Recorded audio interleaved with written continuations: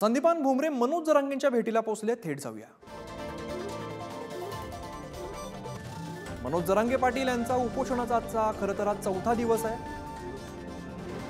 आणि आपण सकाळी पाहिलं होतं मनोज जरांगे पाटील यांची जी तब्येत आहे ती काहीशी खालावलेली होती। त्यांना उपचार घेण्याची विनंती सुद्धा गावातील नागरिक करतायत। संदीपान भुमरे आज मनोज जरांगे पाटील यांच्या भेटीला दाखल झालेले आहेत।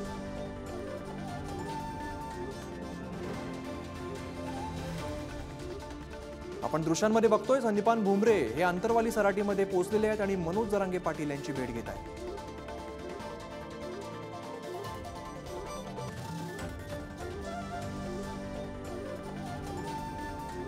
मनोज जरांगे पाटील यांचा उपोषणाचा आजचा हा चौथा दिवस आहे।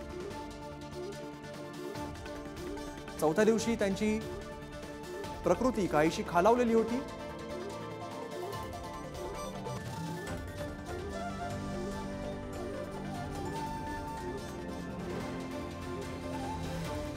Thank you.